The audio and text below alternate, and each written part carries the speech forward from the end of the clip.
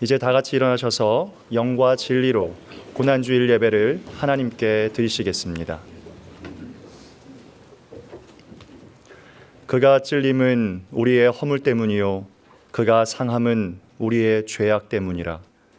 그가 징계를 받음으로 우리는 평화를 누리고 그가 채찍에 맞음으로 우리는 나음을 받았도다. 우리는 다 양 같아서 그릇 행하여 각기 제 길로 갔거늘 여호와께서는 우리 모두의 죄악을 그에게 담당시키셨도다. 아멘.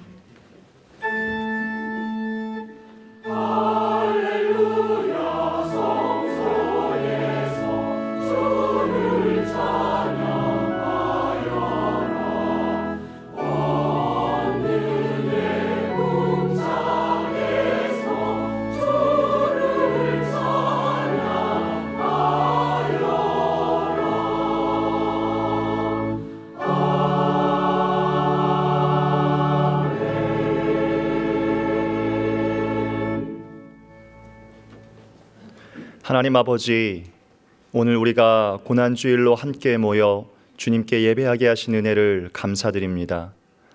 이 고난주간에 세상 죄를 지시고 십자가에 달리셨던 주님을 생각하고 우리를 위해 흘리신 보혈의 피를 묵상할 때마다 죽기까지 우리를 사랑하신 하나님의 은혜와 그 사랑에 늘 감격하고 감사드립니다.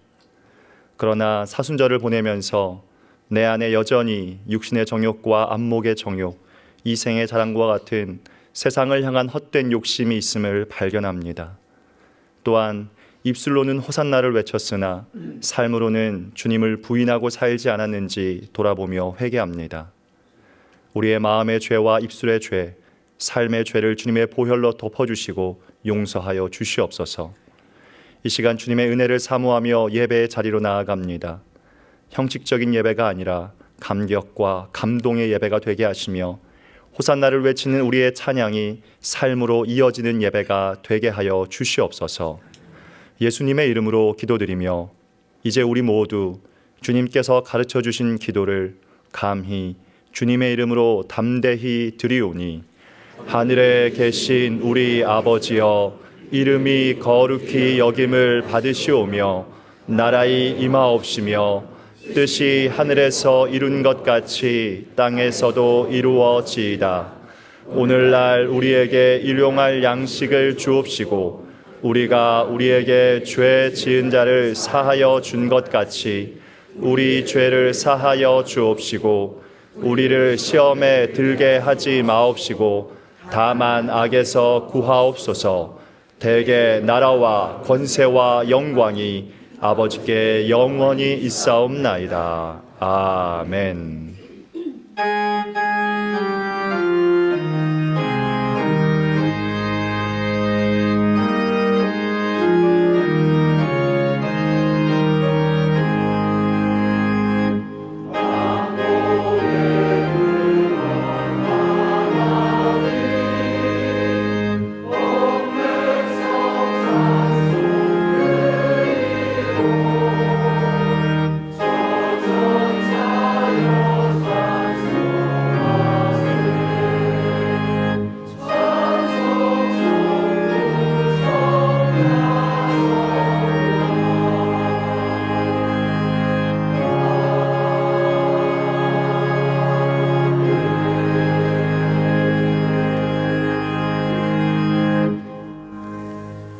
교독문 132번을 함께 교독하시겠습니다. 교독문 132번입니다.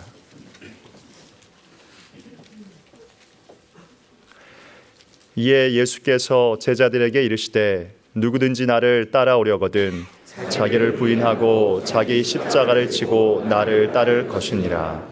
이를 위하여 너희가 부르심을 받았으니 그리스도도 너희를 위하여 고난을 받으사 너희에게 본을 끼쳐 그 자취를 따라오게 하려 하셨느니라. 그는 죄를 범하지 아니하시고 그 입에 거짓도 없으시며 욕을 당하시되 맞대어 욕하지 아니하시고 고난을 당하시되 위협하지 아니하시고 오직 공의로 심판하시는 이에게 부탁하시며 친히 나무에 달려 그 몸으로 우리 죄를 담당하셨으니 이는 우리로 죄에 대하여 죽고 의에 대하여 살게 하려 하심이라. 그가 채찍에 맞음으로 너희는 나음을 얻었나니 너희가 전에는 양과 같이 길을 잃었더니 이제는 너희 영혼의 목자와 감독 되신 이에게 돌아왔느니라. 아멘. 전능하사 천지를 만드신 하나님 아버지를 내가 믿사오며 그 외아들 우리 주 예수 그리스도를 믿사오니 이는 성령으로 잉태하사 동정녀 마리아에게 나시고 본디오 빌라도에게 고난을 받으사 십자가에 못 박혀 죽으시고 장사한 지 사흘 만에 죽은 자 가운데서 다시 살아나시며 하늘에 오르사 전능하신 하나님 우편에 앉아 계시다가 저리로서 산자와 죽은 자를 심판하러 오시리라. 성령을 믿사오며 거룩한 공회와 성도가 서로 교통하는 것과 죄를 사하여 주시는 것과 몸이 다시 사는 것과 영원히 사는 것을 믿사옵나이다. 아멘.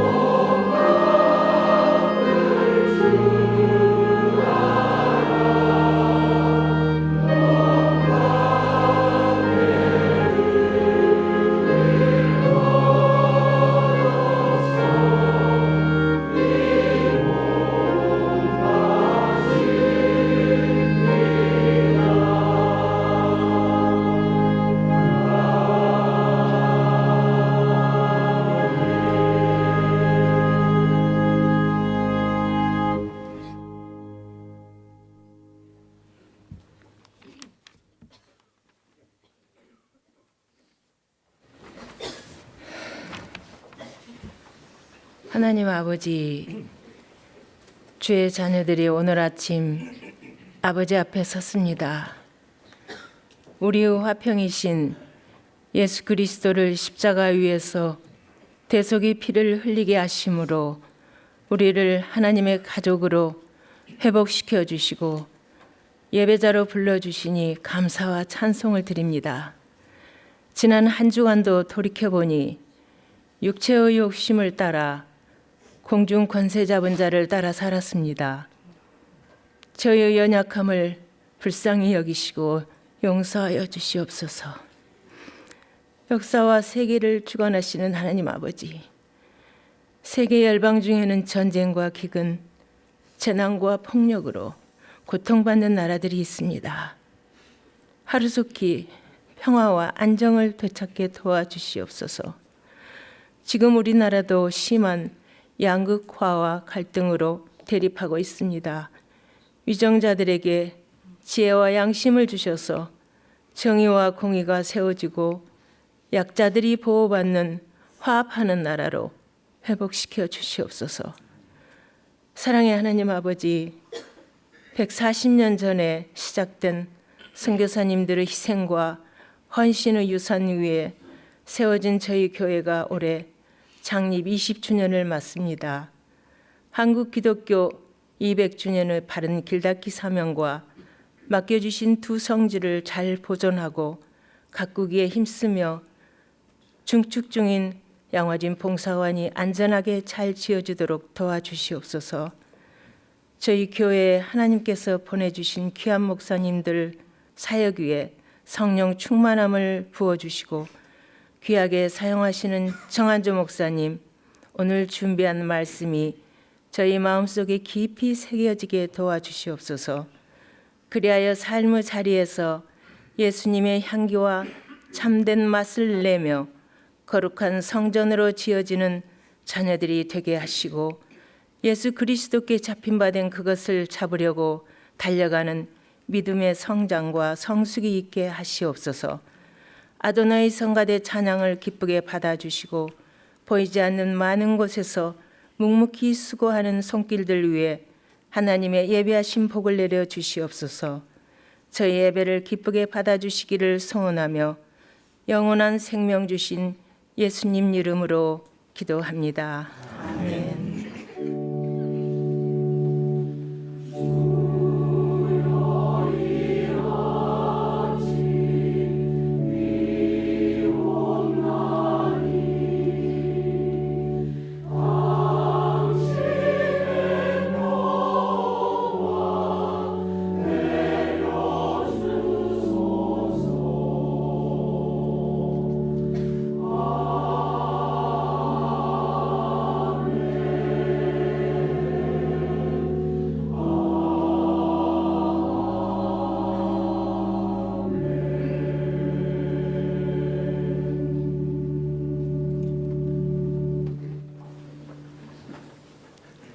교회 소식을 알려드리겠습니다.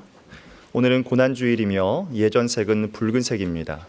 다음 주일은 부활주일이며 예전색은 흰색입니다. 고난주간 특별 새벽기도회가 내일부터 토요일까지 잡힌 바 된 그것을 잡으려고 라는 주제로 열립니다. 이 기간 동안 새벽 예배를 마친 후 바로 출근하는 분들을 위해 빵과 음료가 제공됩니다. 제56회 세례 입교식 및 성찬식이 이번 주 수요 성경 공부 시간에 있습니다. 주님께서 못 박혀 돌아가신 것을 기념하는 성금요일 예배가 이번 주 금요일 오후 8시 30분에 홍보관 예배실에서 있습니다. 이날 금요기도회는 성금요일 예배로 드립니다. 다음 주 수요 성경 공부 시간에는 부활절 축하의 밤이 열립니다. 교우님들의 많은 참여와 관심을 부탁드립니다. 제12회 싱글 매칭 학교가 5월 17일, 24일 토요일 오전 10시 30분에 열립니다. 싱글 청년들의 적극적인 참여를 바랍니다. 참여를 원하시는 분은 홈페이지 신청 및 안내 또는 교구에서 보내는 링크를 통해 신청해 주시기 바랍니다. 교회 창립 20주년을 맞아 양화진 문화원이 주최하는 양화진 모교 강좌가 양화진 편지 낭독회, 하나님의 피조물에게 띄우는 편지라는 주제로 진행됩니다. 4월부터 6월까지 월 1회 열리며 첫 번째 강좌는 4월 24일 목요일 오후 8시에 열립니다. 현장과 온라인으로 진행되며 누구든지 참여하실 수 있습니다. 더불어 교회 창립 20주년을 맞아 섭리, 자기부인, 순종을 테마로 4월부터 7월까지 다양한 행사가 진행됩니다. 자세한 내용은 주보를 참고해 주시기 바랍니다. 2024년 결산 보고서 승인에 대한 공동의회 투표가 4월 27일 주일 오전 7시 30분부터 오후 5시 30분까지 진행됩니다. 한국전자투표 서비스에 따라 진행되며 휴대전화기와 홍보관 1층 친교실에 설치된 현장 투표소를 통해 참여하실 수 있습니다. 투표 대상자인 공동의회 개최일 3주 전을 기준으로 우리 교회에 등록된 지 6개월 지난 세례교인은 보내드린 문자를 참고하셔서 홈페이지 안내 및 공지에 교회에서 게시된 2024년도 결산 감사 보고서 의결을 위한 공동의회를 숙지해 주시기 바랍니다. 선거인 명부는 홍보관 3층 사무실과 1층 친교실에서 확인하실 수 있으며 수정 및 추가 사항은 20일까지 담당 교역자와 사무국에 요청해 주시기 바랍니다. 교우님의 많은 관심과 참여를 부탁드립니다. 우리 교회의 소명지이자 순교자의 신앙과 정신을 기억하는 한국 기독교 순교자 기념관 방문의 날이 4월 26일 토요일에 있습니다. 참여를 원하시는 분은 홈페이지 신청 및 안내에 수련회 및 각종 행사에서 신청해 주시기 바랍니다. 교회 학교 교사를 위한 상반기 교사학교가 잡힌 바 된 그것을 잡으려고 교사와 부모를 위한 신앙 양육 길잡이라는 주제로 4월 27일 주일 오후 3시 30분에 교육관 4층에서 열립니다. 장로회 신학대학교 교육대학원장 및 기독교 교육 리더십 연구소 소장이신 김성준 교수님의 강의로 진행되며 현 교사 외에 누구든 참여하실 수 있습니다. 소년부를 섬기는 이승기 전도사가 4월 10일 목사 안수를 받았습니다. 김한영 목사가 4월 14일부터 3개월간 안식월을 갖습니다. 나머지 교회 소식은 주보를 참고해 주시기 바랍니다.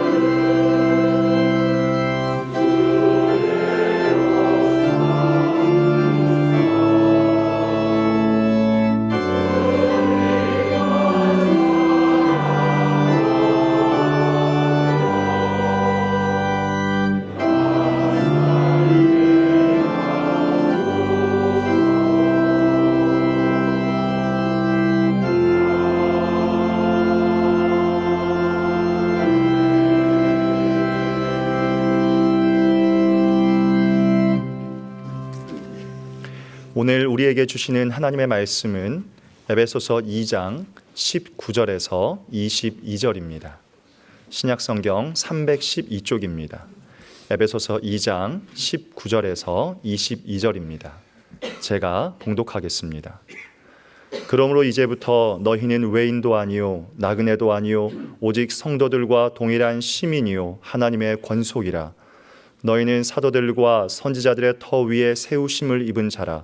그리스도 예수께서 친히 모퉁이 돌이 되셨느니라. 그의 안에서 건물마다 서로 연결하여 주 안에서 성전이 되어가고 너희도 성령 안에서 하나님이 거하실 처소가 되기 위하여 그리스도 예수 안에서 함께 지어져 가느니라. 아멘.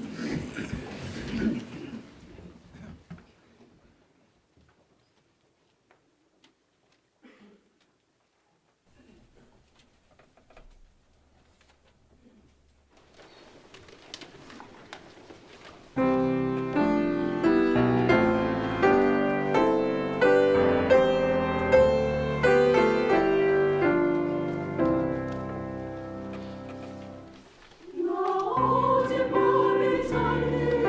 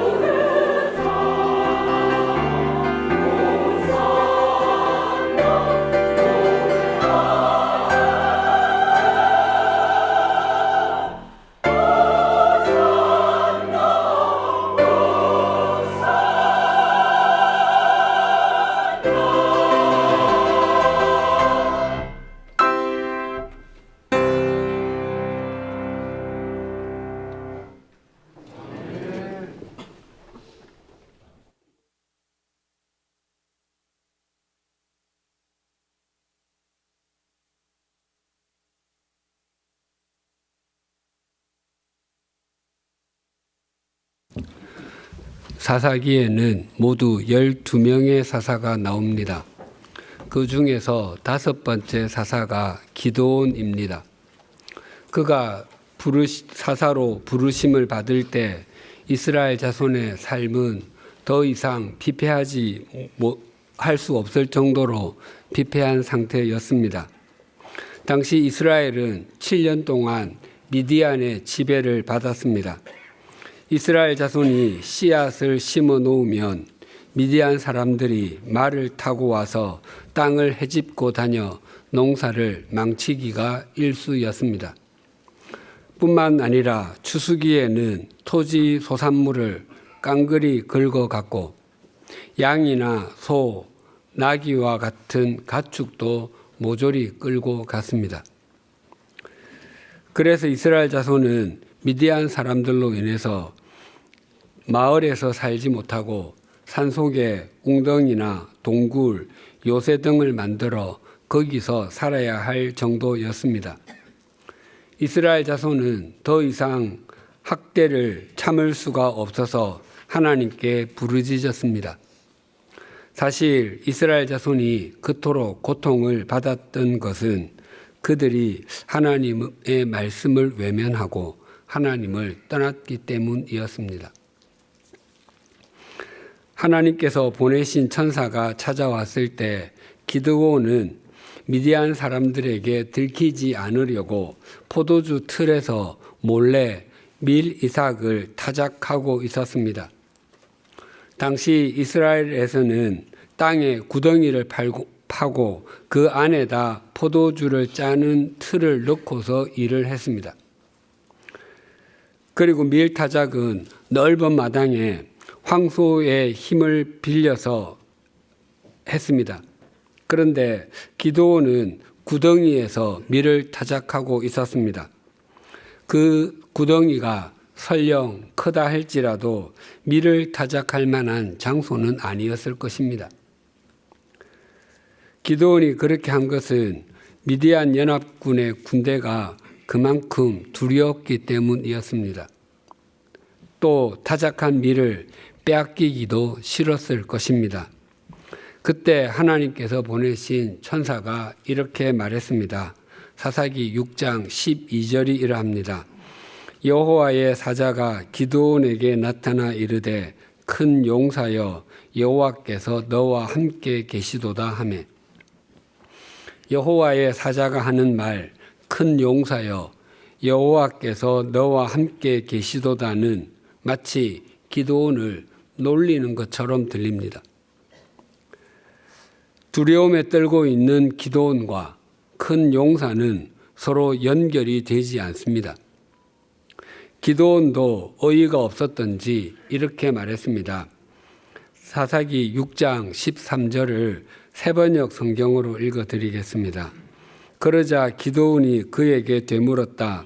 감히 여쭙습니다만 주님께서 우리와 함께 계신다면 어째서 우리가 이 모든 어려움을 겪습니까?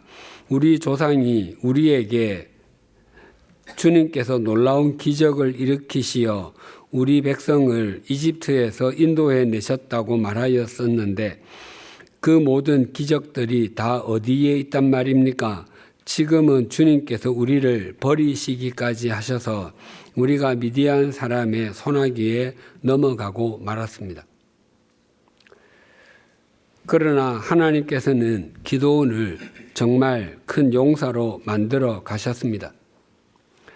하나님께서는 기드온으로 하여금 300명의 군인을 데리고서도 미디안 연합군 13만 5천 명과도 싸우러 나가는 믿음의 사람이 되게 하셨습니다. 기드온은 하나님의 말씀처럼 지도력에서도 믿음에서도 점점 큰 용사로 지어져 갔던 것입니다.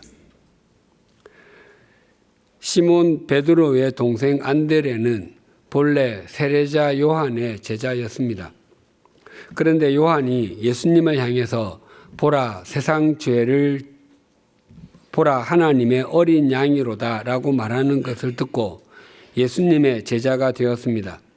그리고 가장 먼저 자기 형 시몬을 찾아가서 우리가 메시아를 만났다라고 말하고 형을 데리고 예수님께로 갔습니다. 예수님께서 이렇게 말씀하셨습니다. 내가 요한의 아들 시몬이니 장차 게바라 하리라. 게바는 번역하면 베드로라.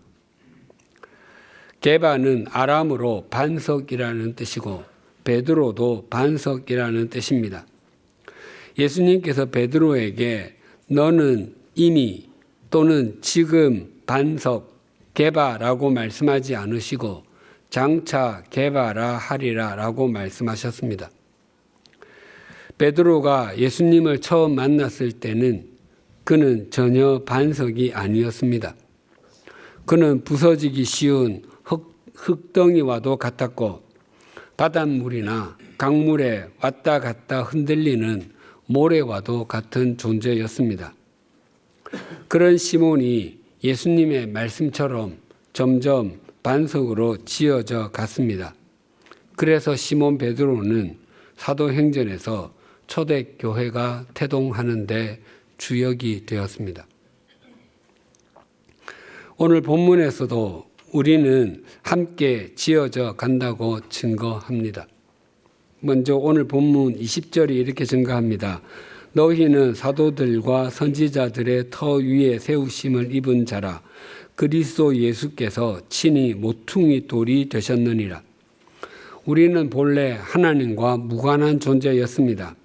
그래서 하나님 나라의 시민권이 없는 외인, 즉 외국인이었고 나그네, 즉 낯선 사람이었습니다. 하지만 우리의 화평이신 예수 그리스도의 십자가로 말미암아 우리를 하나님 나라의 시민이 되게 해 주셨습니다. 그리고 거기서 한 걸음 더 나아가 우리를 하나님의 권속, 가족이 되게 해 주셨습니다. 뿐만 아니라 우리를 하나의 건물, 성전이 되었다고 말씀하십니다. 우리 그리스도인 공동체 교회는 사도들과 선지자들의 터 위에 세워진 건물과 같다고 말씀합니다. 사도는 어떤 일을 하는 사람이며 또 사도로 세움을 받는데 가장 중요한 것이 무엇이겠습니까? 사도행전 1장 21절과 22절이 이러합니다. 이러함으로 요한의 세례로부터 우리 가운데서 올려져 가신 날까지 주 예수께서 우리 가운데 출입하실 때에 항상 우리와 함께 다니던 사람 중에 하나를 세워 우리와 더불어 예수께서 부활하심을 증언할 사람이 되게 하여야 하리라 하거늘 예수님으로부터 제자로 부르심을 받았지만 스스로 제 길을 가버린 가룟 유다를 대신할 사람을 뽑는데 그 자격 요건이 예수님께서 부활하신 것을 증언할 사람이라고 합니다. 이것은 사도가 되는데 필수 불가결한 요소 자격 요건이었습니다. 예수님의 부활하심을 보지도 믿지도 못하는 사람은 예수님의 이 땅에서의 사역 역시 믿지 못할 것이기 때문입니다. 바울도 부활하신 예수 그리스도를 만났기 때문에 주님의 사도가 될 수 있었습니다. 만약 그가 부활하신 주님을 만나지 못하고 회심했다면 혹 그가 하나님의 말씀을 잘 가르치는 성경 교사는 될 수 있었을지라도 부활하신 예수 그리스도를 전하는 사도는 될 수 없었을 것입니다. 또 선지자라고 하면 자연스레 구약 시대의 선지자로 받아들이기 쉽습니다. 구약 성경에 등장하는 선지자들은 그리스도께서 오실 것을 예언했고 그 예언들이 교회의 기초를 놓았다고 말합니다. 그런데 신약 시대에도 선지자가 있었습니다. 만약 오늘 본문 20절의 선지자들이 구약 시대의 선지자를 의미했다면 아마 사도들과 선지자들이 아니라 선지자들과 사도들이라고 했을 것입니다. 에베소서 3장 5절입니다. 이제 그의 거룩한 사도들과 선지자들에게 성령으로 나타나신 것 같이 다른 세대에서는 사람의 아들들에게 알리지 아니하셨으니. 또 4장 11절입니다. 그가 어떤 사람은 사도로, 어떤 사람은 선지자로, 어떤 사람은 복음 전하는 자로, 어떤 사람은 목사와 교사로 삼으셨으니. 신약 시대의 선지자들은 구약 시대의 선지자들과 같이 하나님으로부터 직접 메시지를 받는 사람들이었습니다. 당시까지는 아직 성경이 완전히 정해지지 않았기 때문입니다. 그래서 사도들과 선지자들의 터는 그들이 전한 말씀을 뜻합니다. 또 성경은 다른 터를 말씀합니다. 고린도전서 3장 10절과 11절이 이러합니다. 내게 주신 하나님의 은혜를 따라 내가 지혜로운 건축자와 같이 터를 닦아두매 다른 이가 그 위에 세우나 그러나 각각 어떻게 그 위에 세울까를 조심할지니라. 이 닦아둔 것 외에 능히 다른 터를 닦아둘 자가 없으니 이 터는 곧 예수 그리스도라. 우리가 믿음과 삶을 건축해야 할 터는 예수 그리스도이십니다. 건축하는데 터는 그 무엇보다도 중요합니다. 물론 동일한 터라면 건축 자재가 중요하겠지만 아무리 화려하고 값비싼 자재도 또 구하기 희귀한 자재도 터보다는 중요하지 않습니다. 사람들은 자신들의 삶과 믿음을 세워가는데 얼마나 넓고 높게 짓는지 또 얼마나 고급 자재를 사용하는지에만 관심이 있습니다. 그러나 터가 튼튼하지 못하면 건물이 버티지 못합니다. 중동 지방에는 사막 지역이 많습니다. 그래서 커다란 바위를 찾아서 그 바위를 평평하게 만들고 그 위에 집을 짓는 것이 바른 방법이었습니다. 하지만 당시엔 지금처럼 좋은 장비가 없었기 때문에 그런 방법으로 집을 짓는 것이 쉽지가 않았습니다. 그래서 사람들은 쉬운 방법을 찾았는데 바위와 바위 사이에 모래가 돌처럼 굳어 있는 곳을 찾아 그곳에 집을 짓곤 했습니다. 거기는 평평했고 바위처럼 단단해 보여서 집을 짓기가 쉬웠습니다. 하지만 겨울 우기에 비가 쏟아져 홍수가 나고 바람이 불면 모래 위에 지은 집은 떠내려 가곤 했습니다. 우리의 삶과 믿음의 터를 예수 그리스도로 삼지 않으면 우리의 인생에 비가 내리고 바람이 불면 우리의 삶과 믿음의 집이 무너지고 떠내려갈 수 있습니다. 계속해서 본문 21절과 22절은 이렇게 증가합니다. 그의 안에서 건물마다 서로 연결하여 주 안에서 성전이 되어가고 너희도 성령 안에서 하나님이 거하실 처소가 되기 위하여 그리스도 예수 안에서 함께 지어져 가느니라.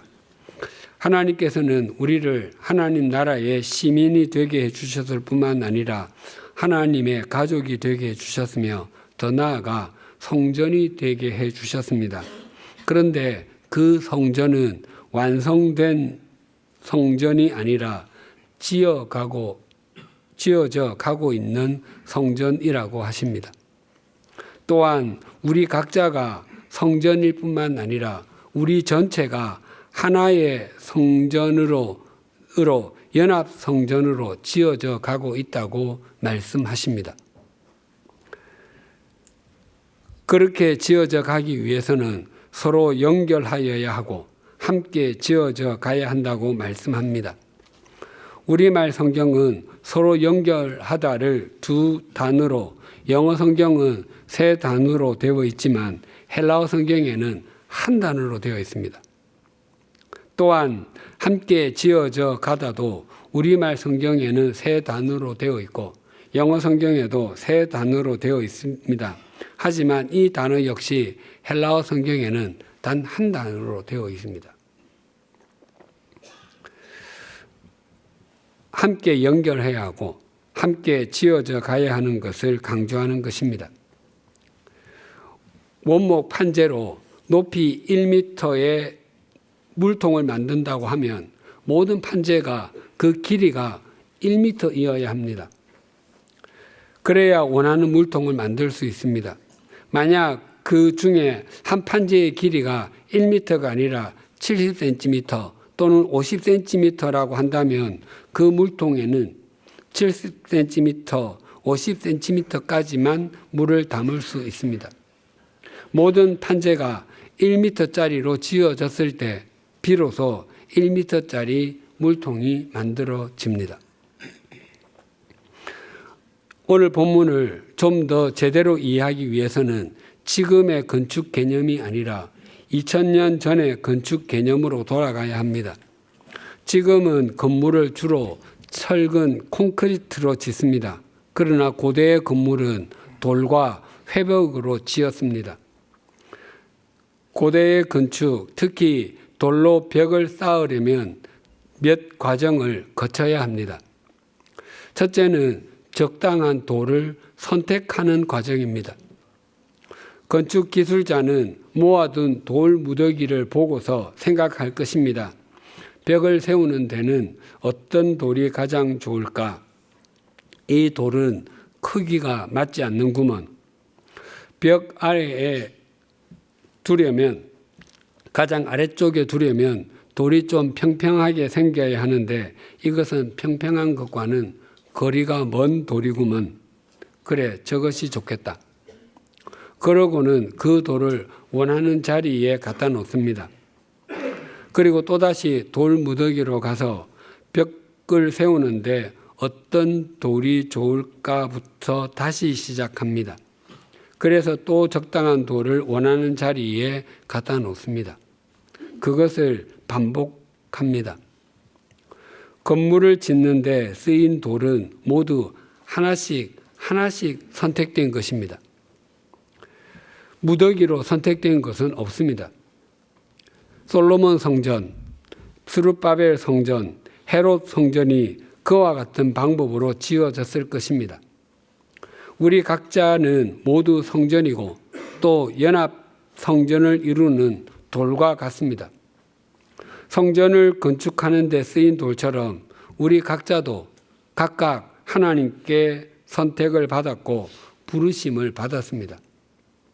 표면적으로는 부모님이나 자녀, 가족, 친구, 지인 등을 따라서 이 자리에 있는 것처럼 보여도 실상은 하나님께서 그때 그 사람들을 통해서 그와 같은 방법으로 우리 각자를 하나씩 부르신 것입니다.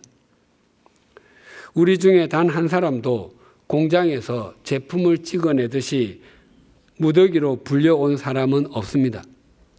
옷을 만드는 장인이 한 땀 한 땀 바느질하여 명품 옷을 만들듯이 또 바이올린이나 기타를 제작하는 장인이 수작업으로 정성을 다하여 최고의 악기를 만들듯이 하나님께서 당신의 손을 내밀어 신비한 역사를 펼치심으로 우리가 오늘 이 예배의 자리에 있게 되었습니다. 그래서 이사야 43장 1절은 이렇게 전합니다. 내가 너를 구속하였고 내가 너를 지명하여 불렀나니 너는 내 것이라. 둘째는 돌로 벽을 쌓는데 선택된 돌들을 크기와 모양에 따라 적재적소에 두는 과정입니다. 돌로 벽을 쌓아 만든 벽이나 담을 보면 큰 돌, 작은 돌, 중간 돌 등 크기와 모양이 다 다르다는 것을 알게 됩니다. 똑같은 돌은 하나도 없습니다. 우리도 동일하게 오늘 주일 예배를 드리고 있지만 우리 중에 나와 동일한 사람은 단 한 명도 없습니다. 그것은 하나님께서 우리 각자를 다르게 창조하시고 또 다른 삶의 과정을 걷게 하셨습니다.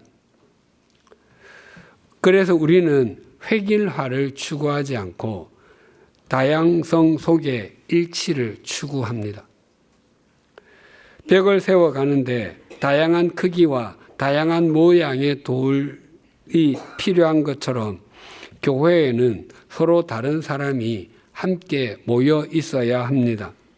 만약 일정한 학위 이상을 가진 사람만 모인다든지 특정한 직업을 가진 사람만 모이고 또 특정 성별, 특정 나이, 특정 취미 등만 가진 사람만 모인다면 그곳은 결코 교회가 될 수 없습니다.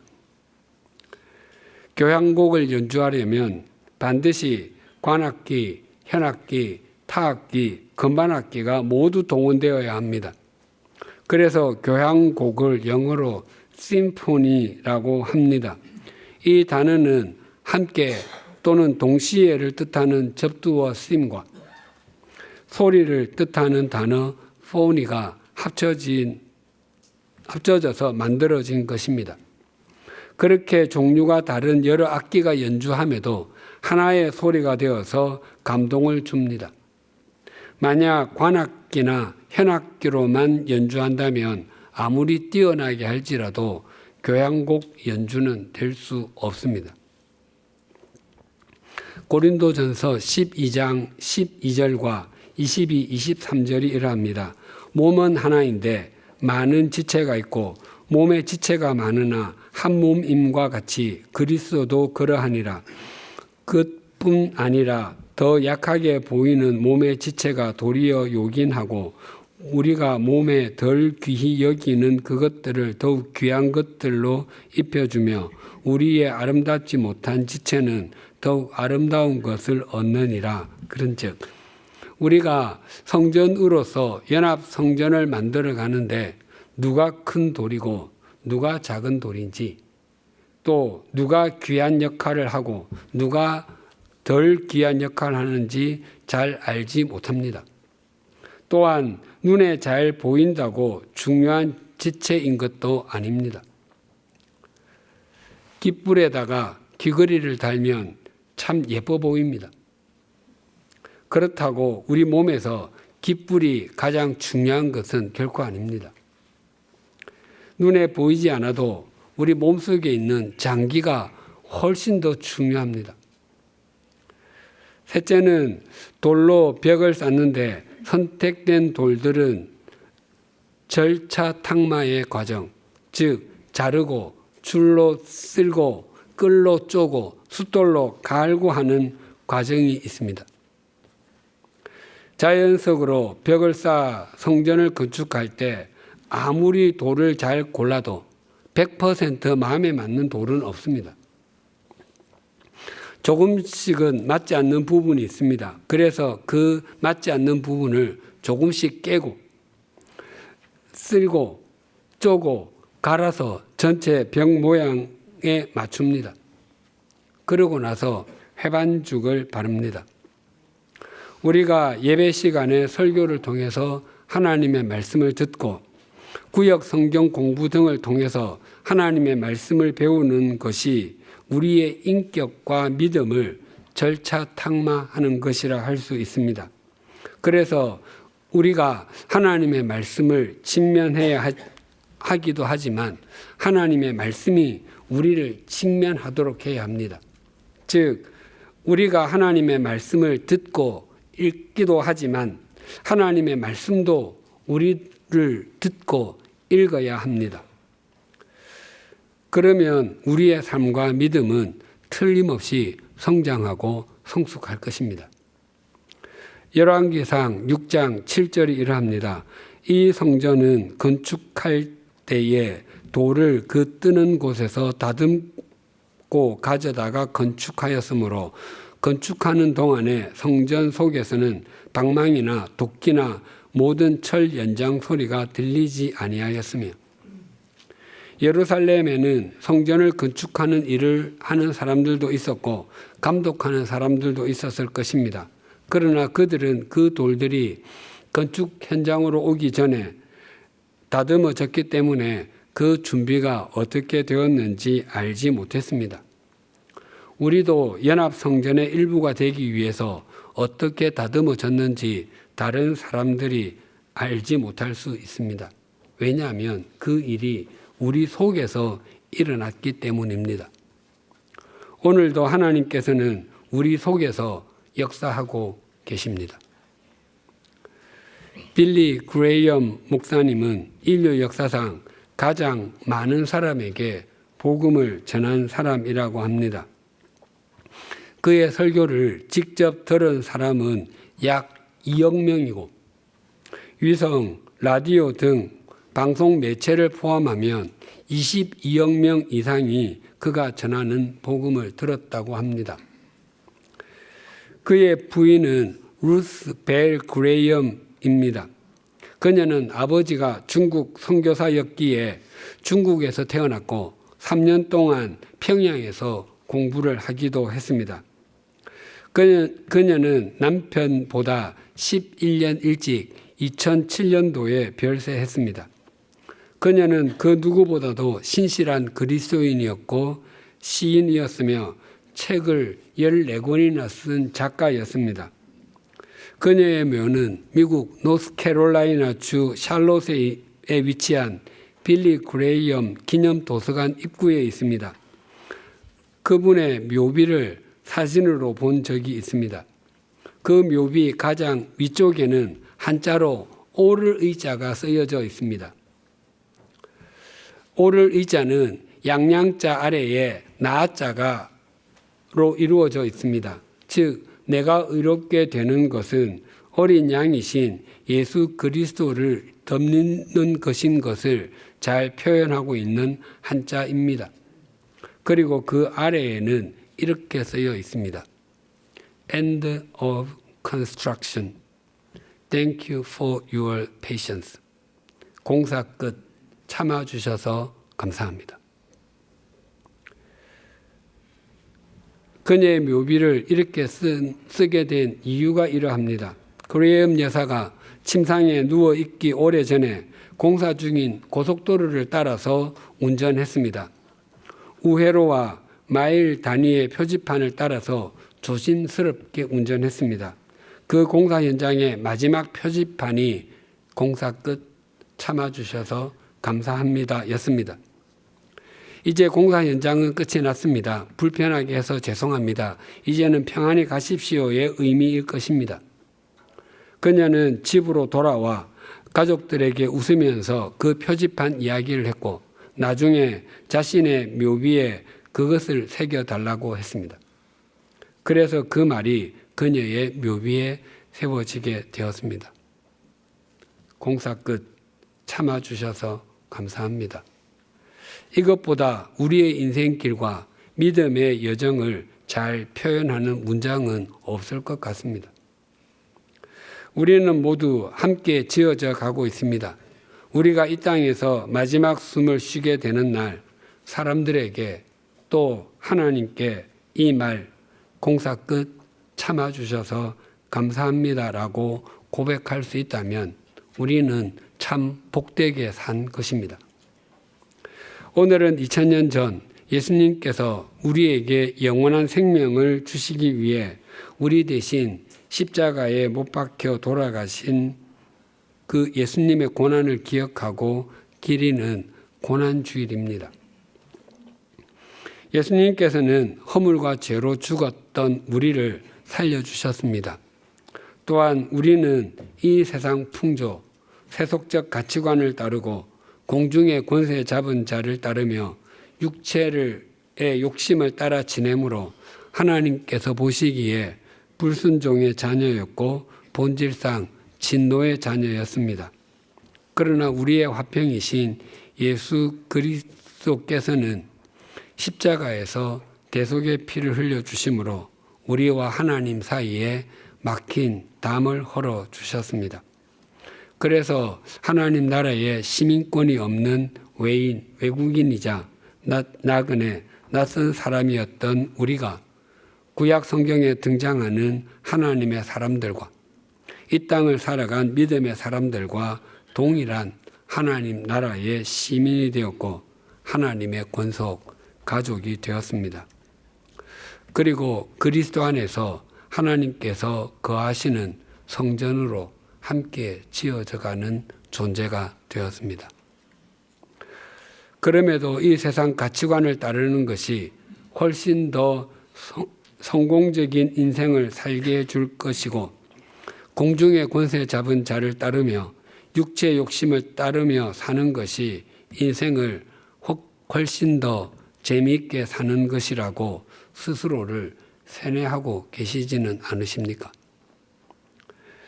예수 그리스도의 십자가가 정녕 나를 위한 것이었고 십자가의 예수 그리스도가 정녕 나의 주님이신 것을 믿으신다면 하나님께서 우리를 위해 2000년 전부터 예배해 주셨던 오늘 고난주일의 본문 말씀 앞에서 우리 모두 자신의 삶과 믿음을 성전으로 지어 가십시다.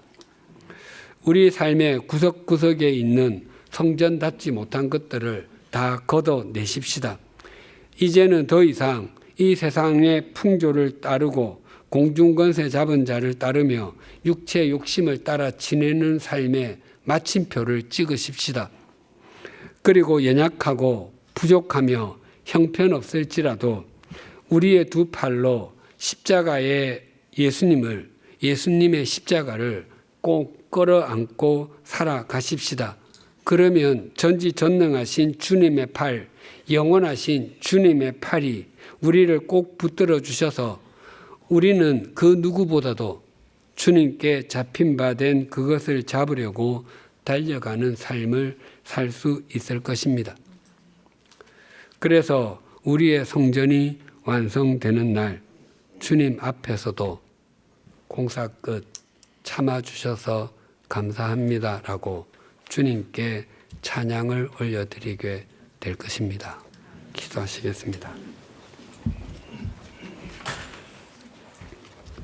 하나님 아버지, 기도는 사사로 부르심을 받을 때 믿음에 관한 한 겁쟁이였고 하나님을 신뢰하는 마음도 몹시도 옅었지만 하나님의 말씀대로 300명으로도 13만 5천 명이나 되는 미디안 연합군을 맞서는 믿음의 사람으로 지어져 갔습니다.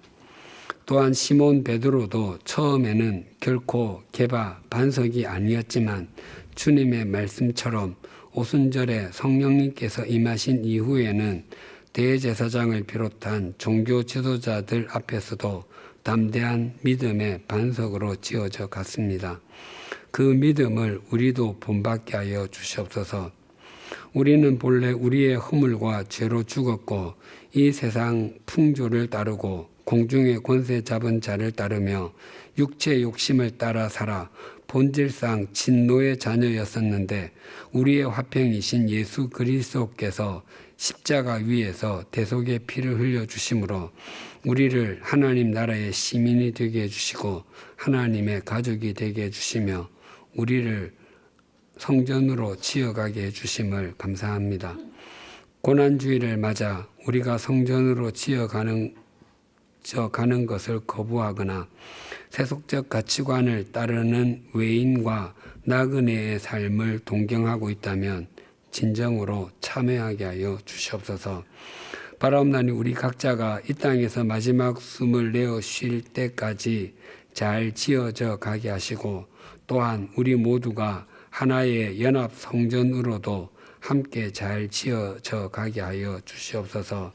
그리하여 이 땅에서 마지막 순례길을 끝내고 주님 앞에서 공사 끝 참아주셔서 감사합니다라고 찬양을 올려드리게 하여 주시옵소서. 예수님의 이름으로 기도드립니다. 아멘.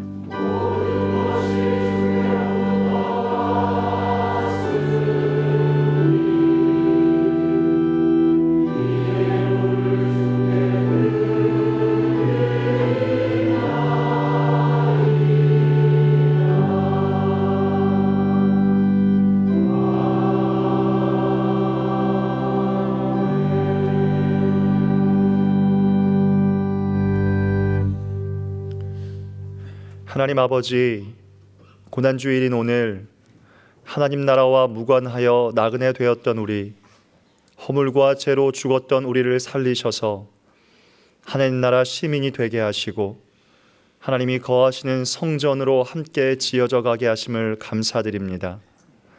이번 한 주간 우리의 삶과 믿음의 터를 예수 그리스도로 삼아 믿음의 성전을 아름답고 튼튼하게 지어가길 원합니다. 우리 100주년 공동체 모두가 예수님의 십자가를 깊이 묵상하는 한 주가 되게 하셔서 각자의 다른 성전을 세워감과 동시에 연합된 하나의 성전을 이루어 갈 수 있도록 인도하여 주시옵소서. 이 시간 모든 것이 주님의 은혜임을 알고 우리의 마음과 정성을 담아 예물을 드립니다. 이 예물을 기뻐 받아주시고 이 예물을 통하여 하나님의 나라와 뜻이 이루어지게 하여 주시옵소서. 예수님의 이름으로 봉헌기도 드립니다. 아멘. 주위에 계신 분들과 인사 나누시겠습니다.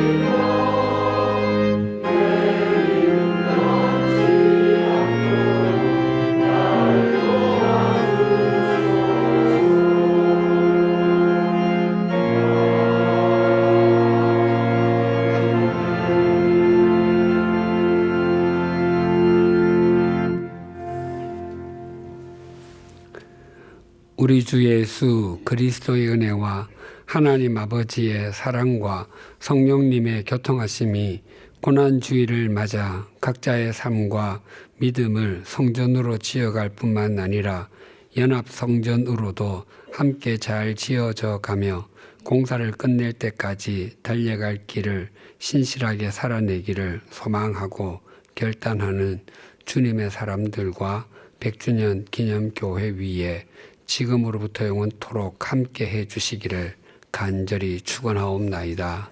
아멘.